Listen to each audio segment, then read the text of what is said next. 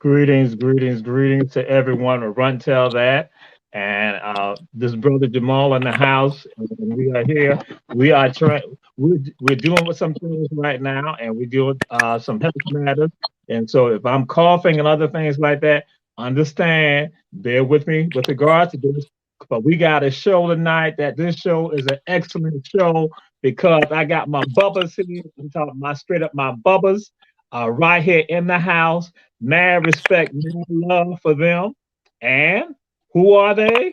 That's why I'm gonna let them introduce themselves to you, so you let your people know, let y'all know who these great people are, and they're right here in the low country with us, making it happen.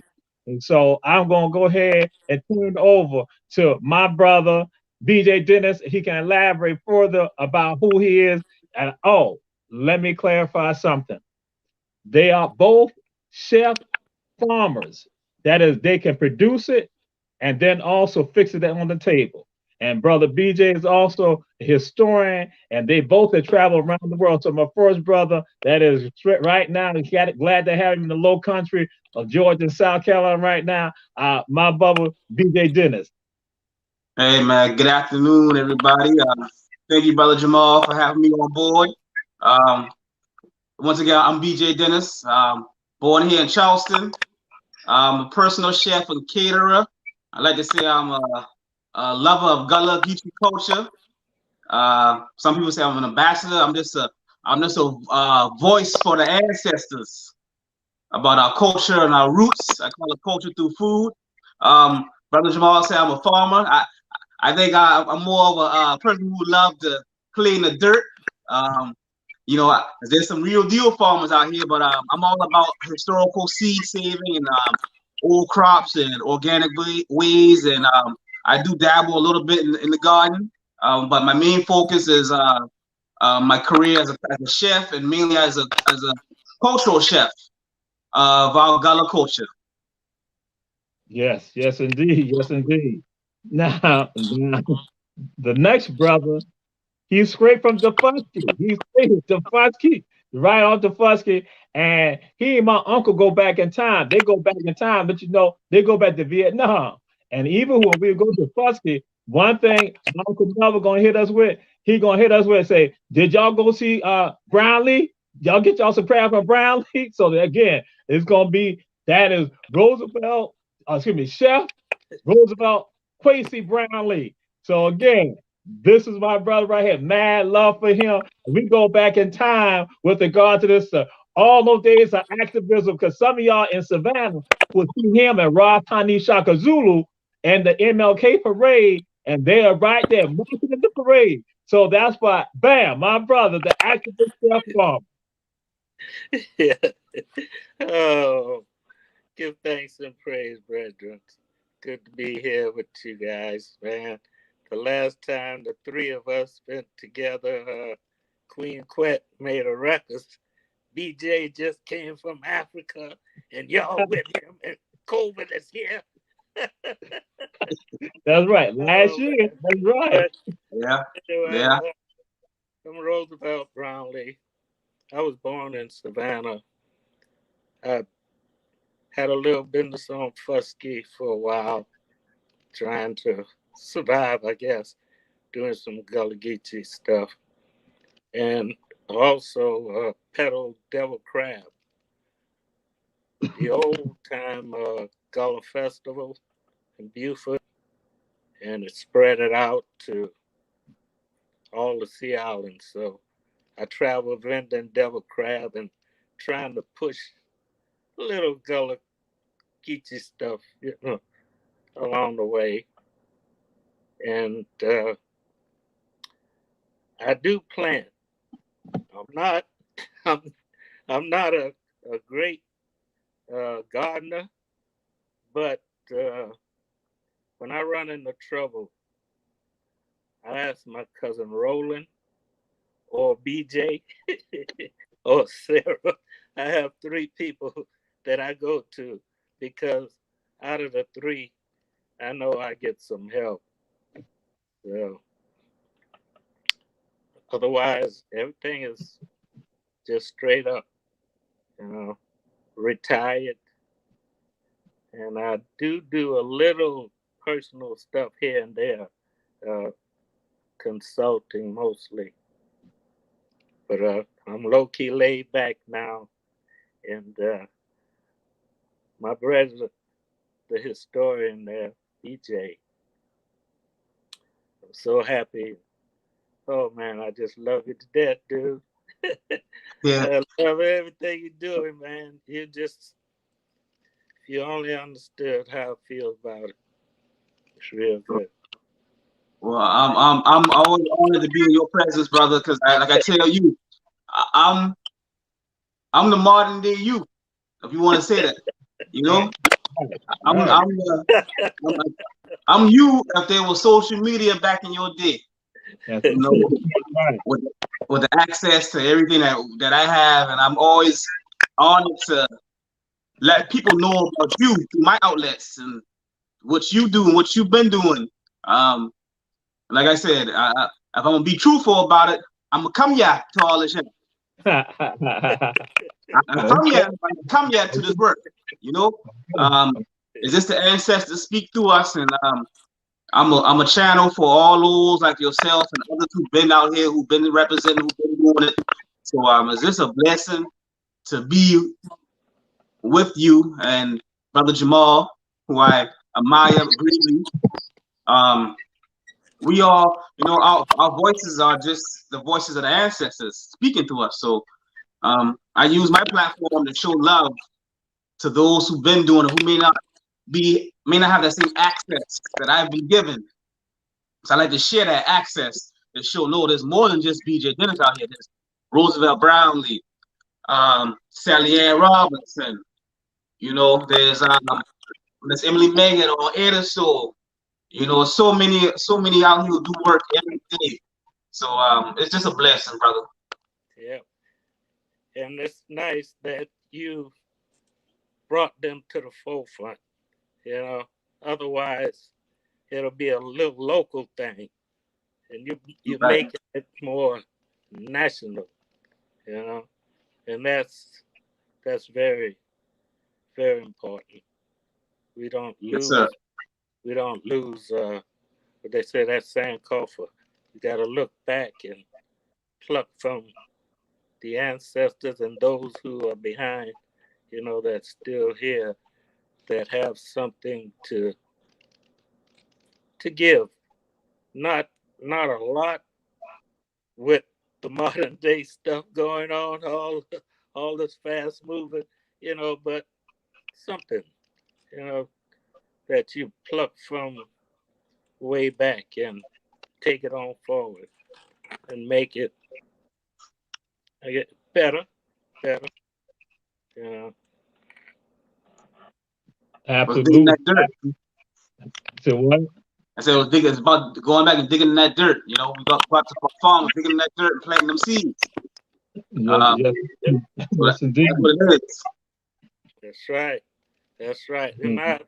I strictly believe in I'm I'm sorry, I don't buy a lot of I call it fake dirt. I try to build up whatever soil.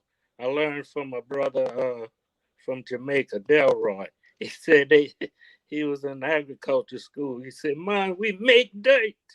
I said, "How you make dirt?" And sure enough, I was making dirt with the old leaves and just pile all my in the compost and just wintertime I throw water on it and let it go. I had earthworm and they're so huge, and I had a 10 by 10 plot, just a little plot, and I grew maybe 5 okra plants, some callaloo, things, and oh yeah, my pepper, because Mhm. I used to grow pepper to give away at Kwanzaa. Every Kwanzaa, I grow them and make sauce and give it away. But a little plot, the okras, you don't get much in your harvest. But if you take whatever you harvest, maybe 5 or 6 okra today, you eat it, okay. Tomorrow you get a few, get a few. If you dehydrate those okra and make your powder, hey, you build up, a little stash, because you're not getting a lot where you can freeze out of those 5 plants, because you're going to be eating, and they're not going to produce maybe enough for 3 people or 4 people or whoever in your family. It's not going to produce enough then, but you save that and make that powder, throw it in that stew. Yes, You got sir. something to grow every day. You got it every day. That's right. Some, some things that I get traveling sometimes show you. And BJ, going to Africa, how they do it. They make everything. It's simple. Basically, it's very simple, but it seems to be hard. You know, people don't have maybe the time, smoking your fish, you know, do it. There's so much little things, and you don't need much. And now we're in this lockdown stage where you can start little gardens and buckets, That's you right. know, put them, just get you some dirt and try to make your dirt nice. And But that's a part of what we want to move into with regards to this. 'Cause again, what you all talk about, how you express it, you were showing this love that's natural, as BJ talked about with regards to the ancestors. Again, part of our legacy. That with regards to this, it is essential right now, and that's why I was, as Quay said, you brought up about what Queen Quay has said about us when we were together in March. That's when we now see the country going on this serious shutdown and we at your house in Savannah, the 3 of us.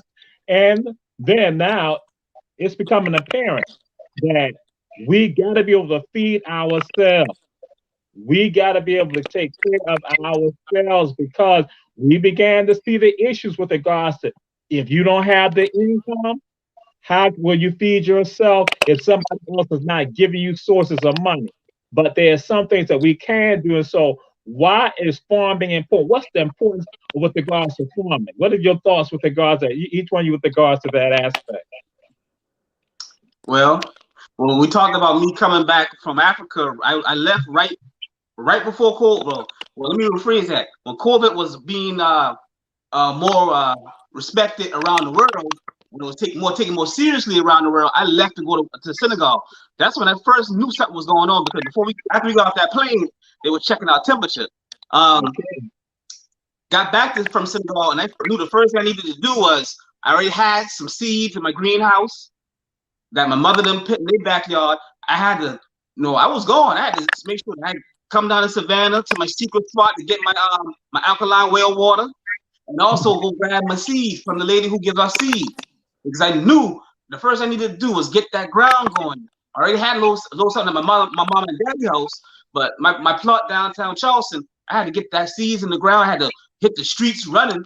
Right when I came back, go see my folks who raise their own animals for fresh meat, not the stuff in the store, but pasture raised meats. Got my seeds, because I knew that I don't know what's going to happen, but I don't want to go in the store.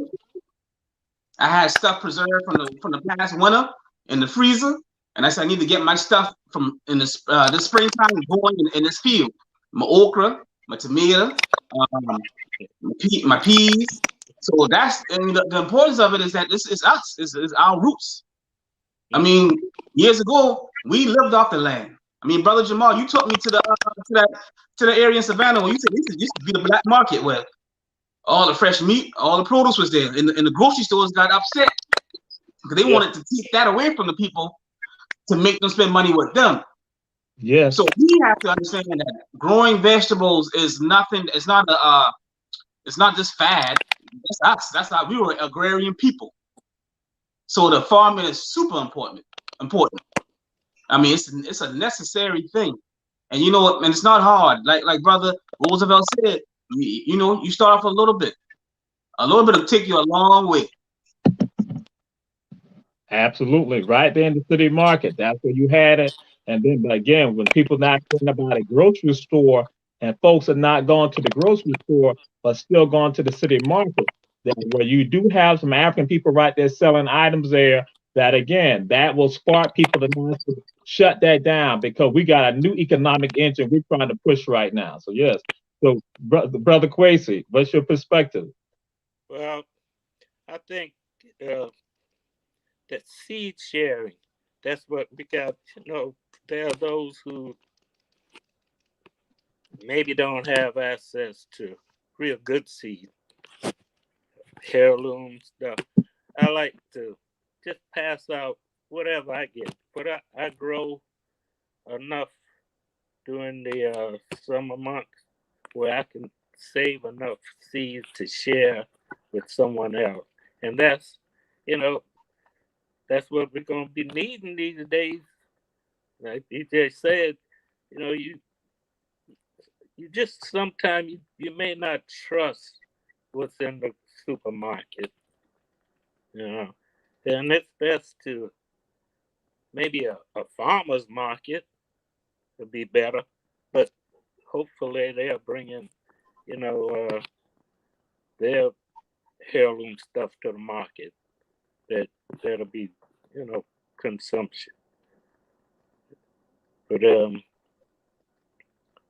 I think definitely everybody should start, even if it's 2 buckets of tomato, or start off with something to get you going, to get you interested in it, because you can basically plant anything in the bucket now. Right. Anything. Corn. You get enough containers, you'll have a little farm or a big garden on your porch, or right on the side of the building. I remember back in the day, Yamacraw, where First Bryan, those ladies live around in that area, and I think Fraser Home facing May Street. Those ladies had that area, I mean, beautiful, flowers, real neat, clean. That whole area, and well, Yamacraw and Fraser home, I think that is. You know, they kept, I guess, a tradition going. There wasn't much space, but it was a tradition that I guess they brought with them from maybe the fields or so, definitely from Africa. But we need to get into trying to make uh, food for ourselves and preserve it, so we have some for the next year.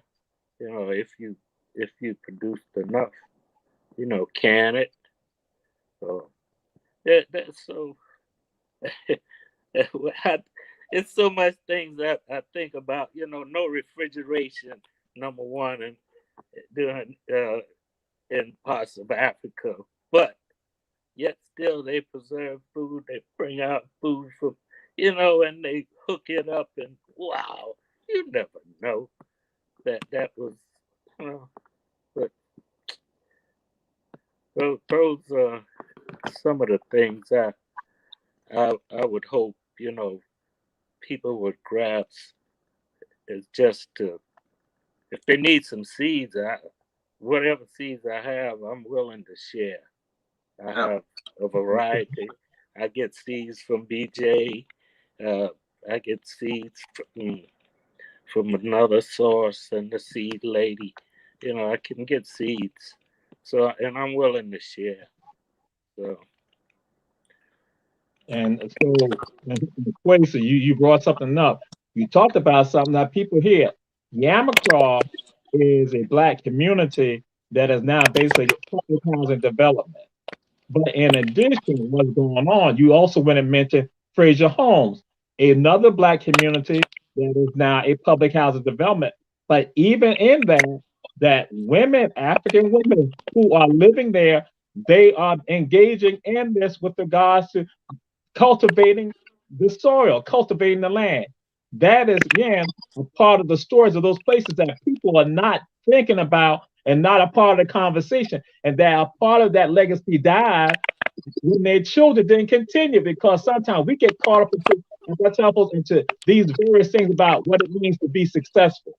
And that sometimes some simple things that help us to be successful, we can ignore. And so that's why I want to ask you your thoughts with regards to both of you about the feasibility of urban farming. The feasibility of urban farming with regards to organizations, but then also cities and county governments looking at urban farming. What's your perspectives and thoughts with regards to that? well, BJ maybe can tell you a little, because the project he's working on is dealing directly with that. Getting urban farmers together, having a place where they can sell their goods, certified and so forth. You know, he can tell you more about that. I'm 100% with that. I suggested that there's different varieties of okra. That's my my favorite. But you have these varieties. The way they do the tomatoes, you see how they price the tomato? Well, they can price the okra like that if there's certain farmer who's just growing that particular okra. And say he can price it maybe a 50 cent, 25 cent dollar more than the other ones, you know. But BJ can tell you more about it, because his project is really super. I think it's one of the best I heard of. Yeah, well, I'm moving down closer to y'all fellas. Moving to Blockton. And this project is dealing with the real deal farmers, the Gullah farmers, them boys on the Sea Islands. That they got a cooperative now. They got a co-op. And speaking of co-ops, I'm thinking when you talk about in our communities, in the cities, we need to be a cooperative growing vegetables too. We got the urban gardens, per se. You know, you got your urban gardens. I think there's one. Actually, they started following them on Instagram the other day out of Savannah, the Black Urban Garden. I think I rolled by it. But we need to be growing plots in our backyard. I feel as though in our communities where we're still the majority, let's just say you got together with 8 of your neighbors. One of y'all say, I'm gonna grow cucumbers, and I'm gonna grow a nice raw cucumbers. Now that's too much cucumbers for one household. I mean, if you do it right, you can get a lot of cucumbers. The next house next to you grew tomato. They doing a good raw tomato. The next house to you doing okra. And they're doing maybe 10, 12 plants of okra, 14 plants of okra. Next house to you doing squash. Next house to you doing zucchini. Next squash to you doing the peas, the fresh peas. You look at all that right there. Next house to them doing sweet corn. 12, 14 plants of sweet corn. Now you take all that, and you know that one family can't just eat all that sweet corn by itself. You take all them things together and put your own CSA, you know, your own shared cooperative group of vegetables to share with each household. So now the cucumber, the tomato, the squash, all the neighbors have now combined it, and every house has a plethora. That need to be the mind state. That need to be the mind state. You know, you don't have to try to grow a million different things. Get a team of y'all. If you need an outside source to come and set it up for you. But it's very feasible. It's very attainable for our people. I mean, we got urban gardens, and I'll say this about the urban gardens. Here in Charleston, in the Chickasaw Cherokee neighborhood, we have an urban garden by a sister named Jermaine Jenkins, a Fresh Future Farm. You know, with regard to farming, it's also re-education, because Sproul Avenue, if anybody familiar with Charleston, Sproul Avenue, since the naval base left, has been really desolate. One of the quote-unquote unfavorable neighborhoods in the area. She started her urban garden right there because she started her little farm. Anybody at any time of the day could have went out there and picked anything they wanted. And I will tell you this, most of the time stuff was going bad on the bush. You know why? Because our thoughts of what a grocery store is cigarettes, beer, liquor, processed foods. It's a re-education that has to also be done also. Because if we're not re-educated about the importance of farming, if you don't have culture, if you don't have family roots that come from that type of legacy, you just don't know no better. And so it's many facets, man. It's a re-education. It's also letting it be known that farming is a cool thing to do. And if you want to be a big time farmer like some of the guys out there on the Sea Islands and some of the ladies on the Sea Islands, well, there's a way to make money with it. And that's what the bigger picture, what the store that I'm working with, that's the whole goal, to help the farmers have an access point so they can grow out how much they want and the store will buy it from them. I mean, that's the plan. But in our communities, we just need to get a plot in our backyard. You know, and just work out a plan. Well, like I said, one person doing this, one person doing that, and you doing a good bit of rural, and Brother Bull will tell you, if you do a lot of cucumbers and them things flourish, man, you can't eat all them cucumbers by yourself unless you can them up. Yeah. So it's just about re-education too, because urban farms are great, but how much of us really going to these urban farms? You know, how much us really going to the urban farms? Here in Savannah, actually in Garden City, they're doing some nice projects. They at least they're trying to get it together. They had a nice crop last year from what I can see. But it's like you said, if you know, the plots they have in the neighborhood,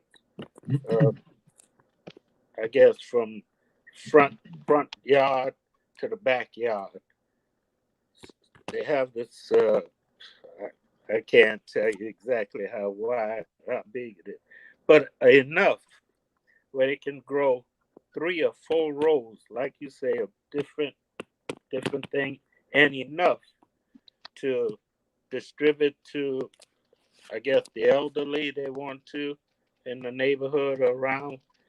and also sell some at the right outlet and see if they're growing, enough stuff.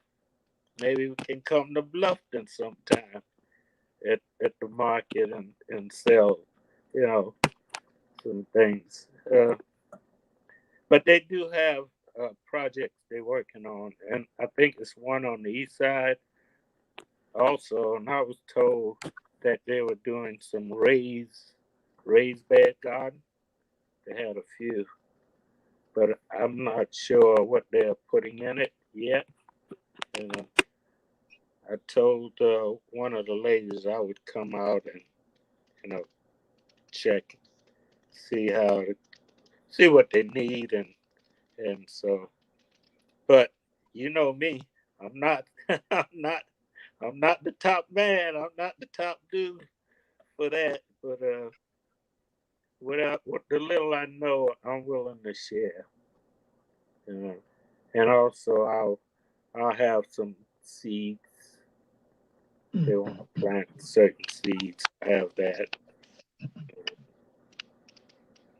But yeah, we need to really get into growing for ourselves. Yes. Really. And Quasi was referencing the Garden City Homestead Association. And in fact, they have been giving away. In fact, at the first weekend at the beginning of this month, they actually gave away vegetables to families in need that Yeah. you Yeah. could come up here. And then guess what? As soon as that was over, they were now going back and they were now tilling the soil to get ready for the next crop. So Yeah. the Garden City Homestead Association, that's what they've been doing, actively involved. And then people know, of course, over in Monty, with regards to the efforts being done there in Monty, again, in Fort Wentworth, that is, again, Western Chatham County. So the work is being done. And that's why we're saying if they can do it in locations like that, we can do the same thing here. And so we're crazy, just like when you're looking at saying, hey, people are approaching folks that some of us who have lots next to us, we can go and begin taking charge of that. But instead, sometimes we sit back and think that somebody else can do it when really we should be doing it. And Yeah. that's why now I want to move on to regards to, because we got some people who y'all can now give even a little bit more advice and suggestions to. Because now sometimes people are going to say that certain soils are not polluted. I mean, are polluted. They're not conducive. But then we know that there are certain things that you can plant to basically bring soil back to the condition that it needs to be. So again, what are the steps that people need to not engage in when they now want to make the move that you all been talking about individually with regards to their own efforts, their projects, and how they could do it? Yeah. I I'd like that idea where they had the veggies there just in time for people who really needed it at at that time. Those that they distribute those vegetables from the garden. That was really touchy because people were in need. They were in need, and I was told that was part of the plan was to give. Well, they said the elder, but all of a sudden you had all these other families who needed too, and it's good. We need to do more urban. Everybody needs to get into it. So throw out the jewels as to what some of the people need to be doing. That they can start doing some research themselves and start making something happen. Mm-hmm. Google. Google is your friend. I mean, you can go online and Google. Go to the farmers market, can see some of the farmers. Black, white, Latino. Just pick their brain. Knowledge, information is it goes beyond race. Get that knowledge. Especially with the farming. Reach out to people like Google. And like Brother Roosevelt said earlier, you can start a couple buckets or a couple a little pots and start some small things just to see how it goes for you. You know, go to the gardening store and just and talk. You know, go to the gardening store and just and ask some questions about compost, about the right type of soil you need to start.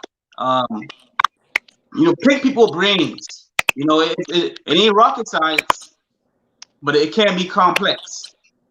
You know, but just research. You know, you can spend the time and watch these TV shows and all these things. You can spend the time to Google and say, how do you start a raised bed?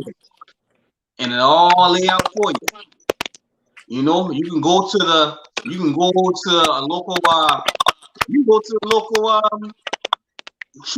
True Value, whatnot, or local gardening store and ask a question. Talk to the farmer. You know, conversation rule in nature. You know, speak it into existence. You know, you don't know no better. You know, that's not your fault. It's not a thing called dumb question. There is a thing called ignorance, though. And you can't be ignorant to the fact that the knowledge is out there. That's right.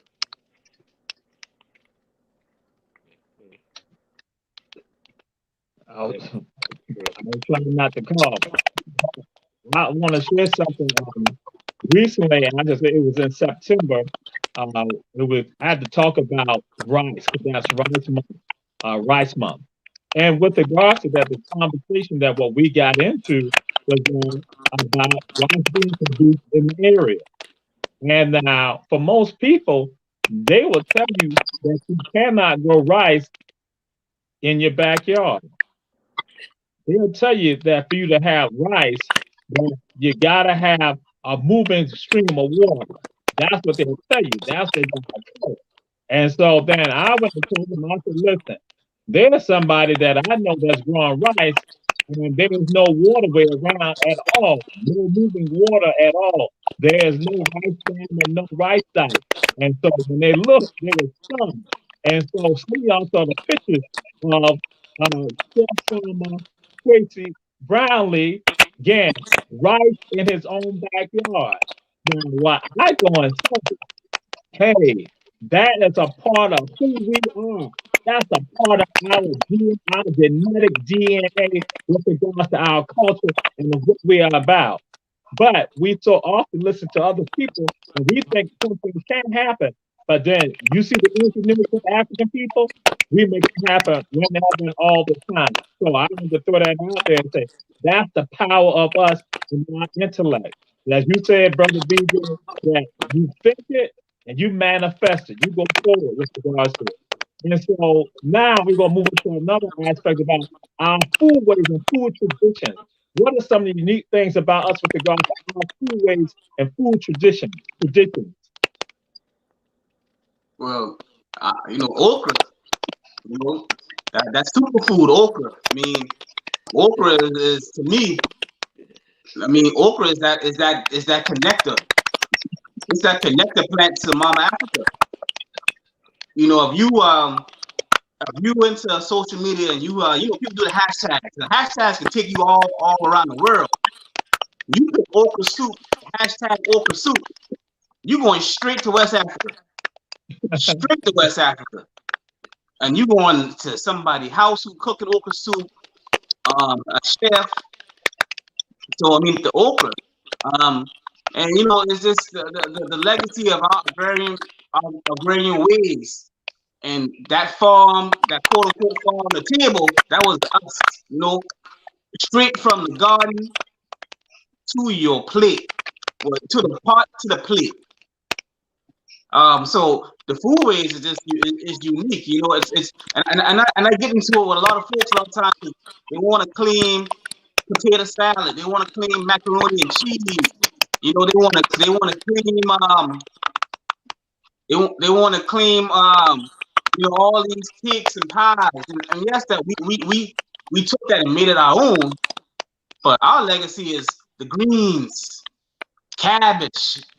I'm talking about putting okra in the pot with the greens. You know, putting the butter beans and the okra together. That's to me black food ways right there.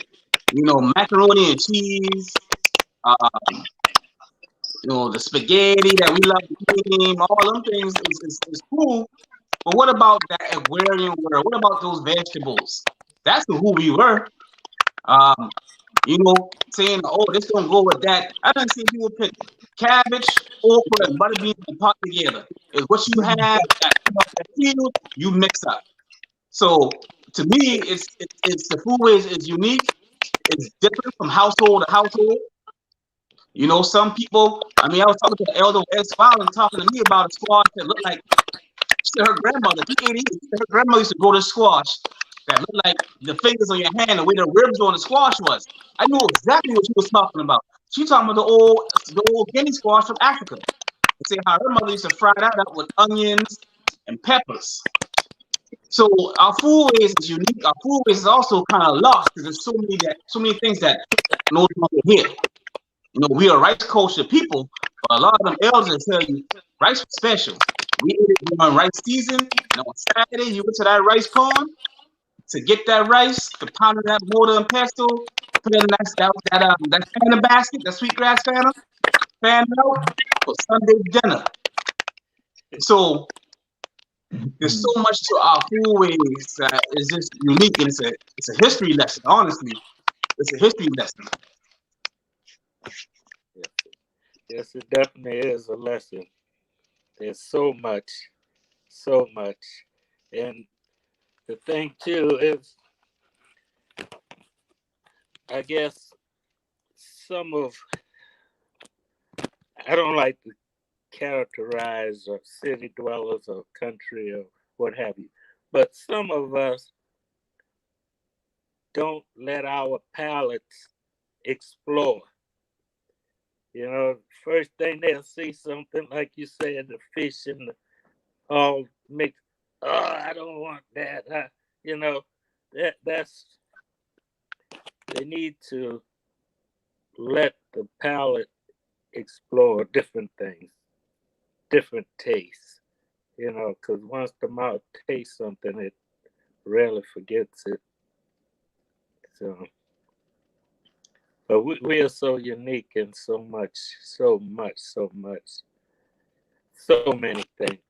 Yeah, I had a friend who was from Cape Verde.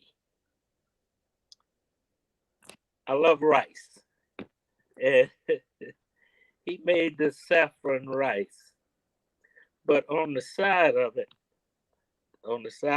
just the rice, he had some raisins, the yellow raisins, and the small corn and some kind of hazelnuts. I said, wait a minute, man, where the gravy? But when I mixed that together, believe me, I didn't need no gravy.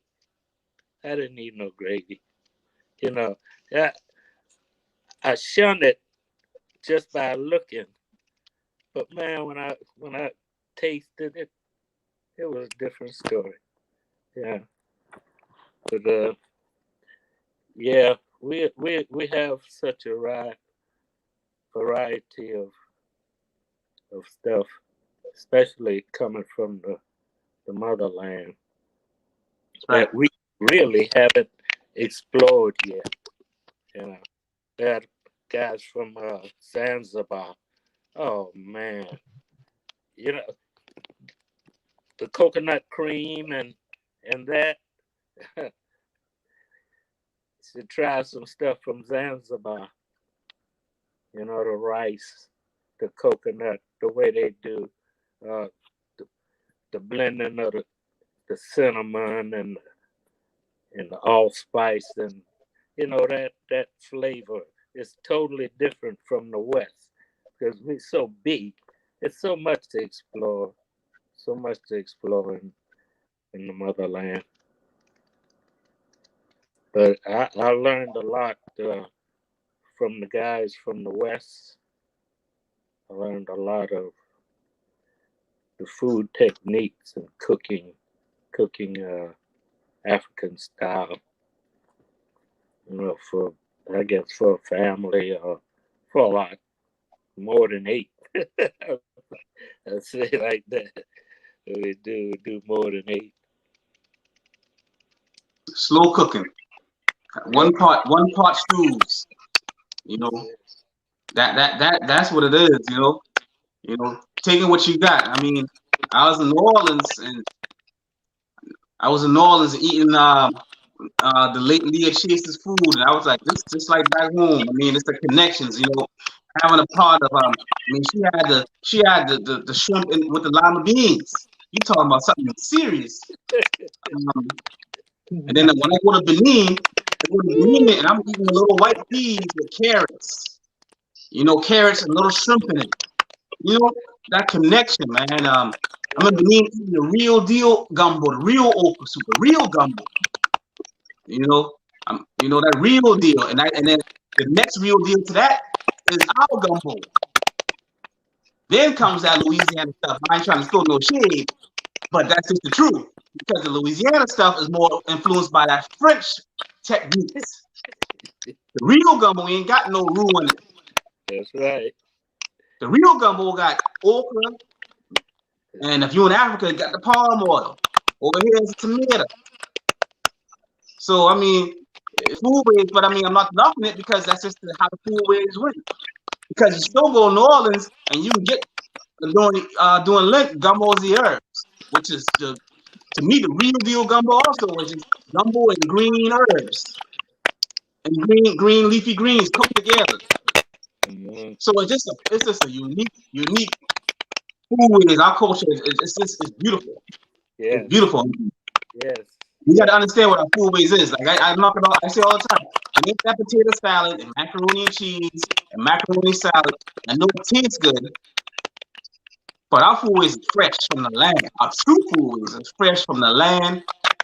Soups and stews, a little bit of meat to kind of accent things, but it's surrounded by a plethora of vegetables and that rice.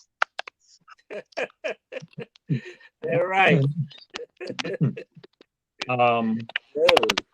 Want to throw something out there, DJ? You had shared something in a conversation that we had years ago, and that's why I was like, and when BJ shared it with me, I was like, yo, I never realized that when you said when you were in Trinidad, and then when you said you didn't find out that the rice in Trinidad was from Georgia.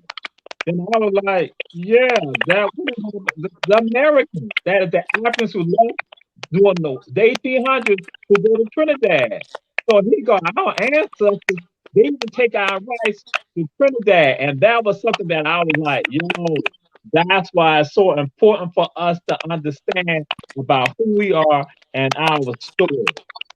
Even the foodways outside of the United States now, we done take stuff to the Caribbean. And we so often thinking that we ain't doing nothing.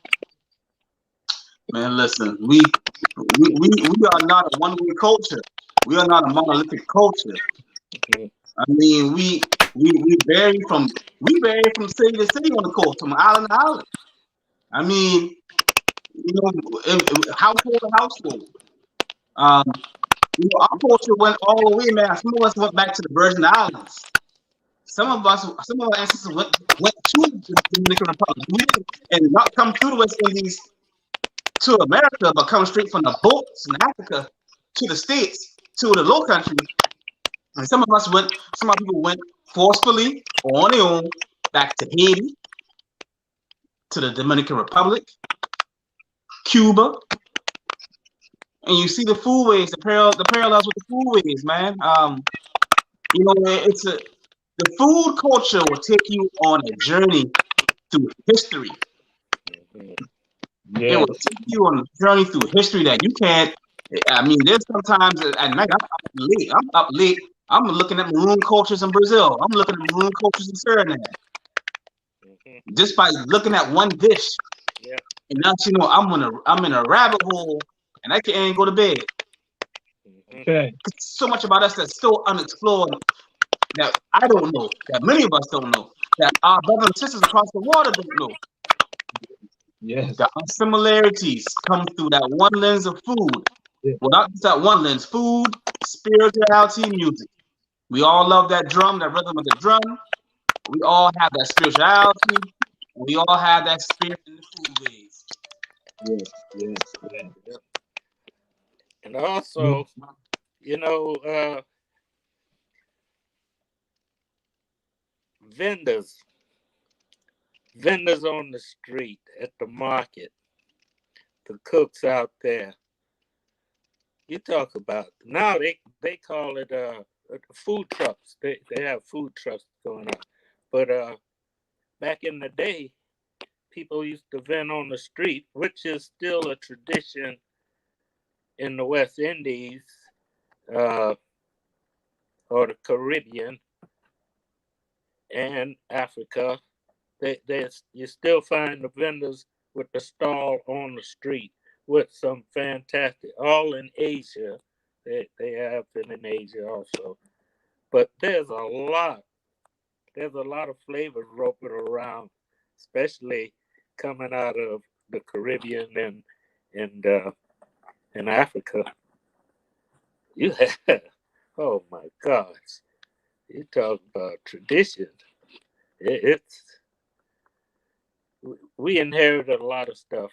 We inherited a lot of stuff. That's because, like BJ says, some of us went here, there, but all of a sudden we seem to have wind up in the same area or so, because down the street, the way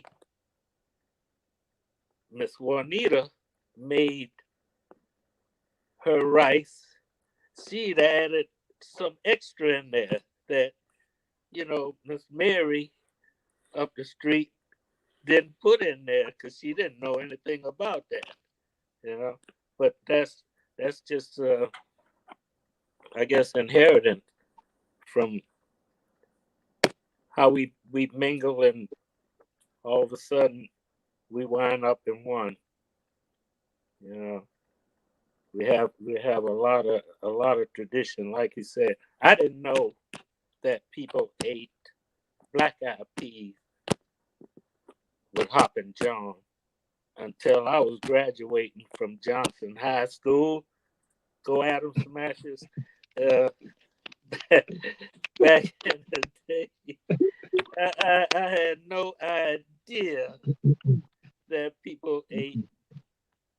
I was so used to eating Sea Island red peas with the peas that actually turn the rice red. I was so used to that when they told me people ate black eyed peas, I thought it was a novelty. They just want to try something new. You know, but yeah, we have a rich history and tradition with that food way that others, I guess, throughout these centuries have copied and modified to, I guess, to write us off of what we actually started. And now we are in our last 4 minutes of the show, and this is something that I want to get into. We might have to be exploring this a little bit more because in conversations that we've had about seasoning our food, did our ancestors, and this is talking about our ancestors, right? Did our ancestors deal with regards to seasoning our food? What was their diet like of our ancestors? Because people talk about this for black folks about seasoning. Do we season a lot of foods with meat? I'll let Mr. Roosevelt start. Well, So we just got I'm, 4 minutes, I'm, a, so I'm baby, let a your traditionalist. so I'm get a it on out. traditionalist, and I see where there were a few herbs, but salt and pepper basically were the key, because you can season dried dried fish, to really give a nice flavor, but there were just a limited amount of herbs that I found that they used, our ancestors used. They didn't have all of this and that and all these things together. You know, it was just basic.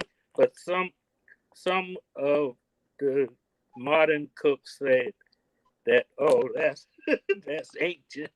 We want to explore that things. But they already knew how to bring out the taste, and whatever they were cooking, they already had that figured out. So ain't no sense in a whole lot of, other stuff coming into the mix, because it's set. It's like barbecue. It's set. You ain't coming with nothing new. Everything is laid out, set up. And when it's fresh, like our ancestors ate, when it's fresh out the garden, you don't need much. Right. I'll take a piece of broccoli fresh out the field, and if I don't eat it raw right then and there, I'll take it home and I'll just steam it a little bit, and I might sprinkle just a little bit of salt on it. When they were eating so fresh and so clean, you didn't have to mask it much because it was coming out of organic soil. When you were eating, the fish out the river, out the creek, fresh. You didn't need much. And it always wasn't steamed. I mean, I was assuming it wasn't fried. You had to steam and stew. When you had your people raising the chicken in the yard, that chicken ain't need much. Nope. And so it goes back to our people used to eat so more organic and so much fresher back in the day. And they did things like Roosevelt said, drying fish and drying shrimp to add accent to the stew pot. So it was just a different level back then.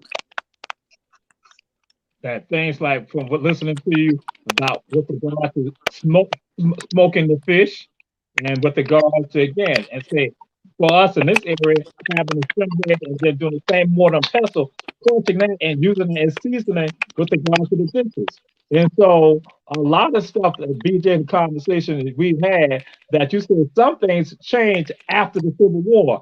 That's when we start moving to certain foods that becomes a staple for us, that we think that has always been about what we were eating. Right. Yeah. Especially the celebratory food. Things that you're supposed to eat during your big celebrations. I mean, we love fried chicken. I think other folks love it more than us, but it's stigmatized with us. But that was a celebration time. I knew coming up, my mama, I knew that she might fry chicken maybe once a month, maybe once every other month. But I knew when I saw that chicken in that refrigerator seasoned down on a Saturday or even a Friday, that was going to be in that cast iron pot on Sundays. But most of the other times it was slow cooked, it was stew pots, it was vegetables, and it was a little bit of meat, but we want to because we were such, I think it's almost a trauma, the trauma, so now we have availability to access these things, and now we're going overboard with it. I mean, I can't fault my people, for wanting things that were never supposedly for them, but we had something before that was so great that we need to understand and get back to. Yes, indeed. Yes, indeed. Brothers, we appreciate you all being on One Tell That. And BJ just did a great show, Laugh at the Smithsonian, on last week with regards to food waste information. Again, that's what he's about. And with regard to your whole Tracy, our brother, put it out there that, and I'll let you all know, I have a safe deposit box, and my safe deposit box is filled with seeds that have been given to me by them. So that's why some heirloom seeds that I have, because again, I know my family gonna have to grow this right here, because again, it's coming from our tradition. And so that's why I'm saying to you all, glad to have you all on the show. We're going to have some more conversations, because this is what we need to be moving forward. That's why we have Mike Kelly, Brother Ron McCarthy, our Sister Terry. They're all engaged and involved with the God to do. Julius Hall putting out there about Fresh Festivals. And like I said, Quincy has done seasoning with some fish that I'm like, yo, these vegetables are splendid. So again, thank you, brothers, for joining us for Run to Our Land. Thank you. Thanks, bro. Take care, y'all. Peace. Yes, yes. Right.